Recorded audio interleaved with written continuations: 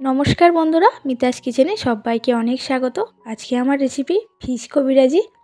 तो ये फिश कबिराजिटा किन्तु एकदम रेस्टुरेंट स्टाइले बानाबो और बानानो खूबই सोजा। आपनारा एकबार देखलेই যে কেউ বানিয়ে নিতে পারবেন। তাহলে চলুন কিভাবে বানাই সেটাই শেয়ার করব।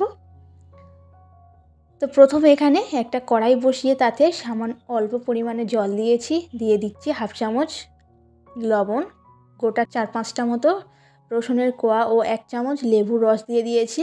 আপনারা চাইলে ভিনিগারও দিতে পারেন। দেওয়ার পরে মাছটাকে ভালোভাবে 4-5 মিনিট মতো সিদ্ধ করে নিলাম। তো মাছের গায়ে একটু নুন হলুদ মাখিয়ে রেখেছিলাম যাতে মাছের আঁশটে গন্ধটা চলে যায়। তো মাছটা সিদ্ধ করে নেওয়ার পরে এখানে তুলে নিচ্ছি। আর মাছের ছালটা কিন্তু বাদ দিয়ে দিতে হবে। আর মাছের কাঁটাগুলো আমি খুব ভালোভাবে ছাড়িয়ে নেব। কোনো মাছে যেন কাঁটা না থাকে, খুব ভালোভাবে কাঁটাটা ছাড়িয়ে নিতে হবে আর ছালটা বাদ দিয়ে দিতে হবে। এরকম হাত দিয়ে মাছটা ভালোভাবে ছাড়িয়ে নেব। এটা আমি কাতলা মাছের পিঠের ডাগা নিয়েছি, তার সঙ্গে রসুন সিদ্ধটাকে ভালো করে মাখিয়ে নিলাম।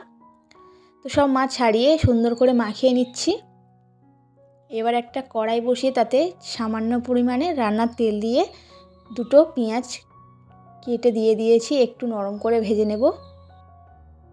পেঁয়াজটা শুধু নরম পর্যন্ত ভেজে নেব। কাঁচা লঙ্কা দিয়ে দিলাম দুটো, মুড়মুড়ে কিন্তু করব না, একটু নরম করে নেব। সঙ্গে দিয়ে দিচ্ছি 1 চামচ আদা রসুন বাটা, লবণ, হলুদের গুঁড়ো, লঙ্কার গুঁড়ো দিয়ে আরও একটু কষিয়ে নেব। গরম মশলা দিলাম হাফ চামচ মতো। দেওয়ার পরে ছাড়ানো মাছটা দিয়ে দিচ্ছি। এই কাজটা আমি লো ফ্লেমে করছি। মশলাগুলো মাছটাকে ভালো করে মাখিয়ে নিচ্ছি। এবার এখানে দিয়ে দেব দুটো আলু সিদ্ধ করে নিয়েছি, সেই আলুটা ম্যাশ করে দিয়ে দিলাম। তো আলুটা দেওয়ার পরে ভালো করে এরকম আলু মাছ সব মশলা মাখিয়ে সুন্দর করে একটা পুর বানিয়ে নেব। উপর থেকে একটু গরম মশলা দিয়ে দিচ্ছি ধনেপাতা কুচি, একটু লেবুর রসও আমি দিয়ে দিলাম। দিয়ে আরও একটু মাখিয়ে এবার নামিয়ে নেব পুরটাকে। খুব ভালো করে মাখানো হয়ে গেছে, নামিয়ে নিচ্ছি একটু ঠান্ডা হওয়া পর্যন্ত। তো এরকম একটু ঠান্ডা করে নেওয়ার পরে হাতে সাদা তেল মাখিয়ে নিয়েছি আর এইরকম কাটলেটের মতো শেপ দিয়ে দেব। 4 কোণা গোল, আপনারা যেমন খুশি শেপটা দিতে পারেন। তো আমি এরকম 4 কোণা করে শেপ দিয়ে দিচ্ছি। একটা একটা করে সবগুলোই বানিয়ে নেব।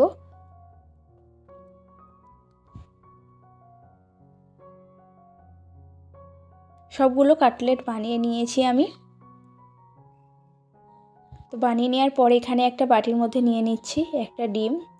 তো জায়গাটা একটু বড় করে নিলে ভালো হয়। ডিম এখানে একটা না দুটো নিয়েছি, দিয়েছি একটু গোলমরিচের গুঁড়ো, সামান্য লবণ আর একটু কর্নফ্লাওয়ার। দেওয়ার পরে খুব ভালো করে ফেটিয়ে নিতে হবে। 4-5 মিনিট ধরে কিন্তু ডিমটাকে ফাটিয়ে নিতে হবে। তো ডিমের গোলার মধ্যে একটা করে কাটলেট আমি ডুবিয়ে নিচ্ছি। কাজটা কিন্তু একটু সাবধানে করতে হবে, খুবই নরম। তো নেওয়ার পরে একটা হাত শুকনো রাখতে হবে যাতে ভালো করে ব্রেড ক্রাম্বসগুলো মাছের গায়ে লাগিয়ে দিতে হবে। দেওয়ার পরে এখানে মিডিয়াম টু লো ফ্লেমে তেলটা গরম করে নিয়েছি। নেওয়ার পরে একটা একটা করে একই রকমভাবে সব কাটলেটগুলো আমি ভেজে নেব।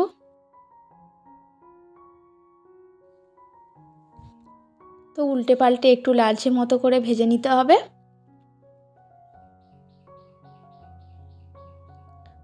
ভাজতে বেশি সময় লাগে না, 3-4 মিনিট হলেই কিন্তু ভাজা হয়ে যাবে।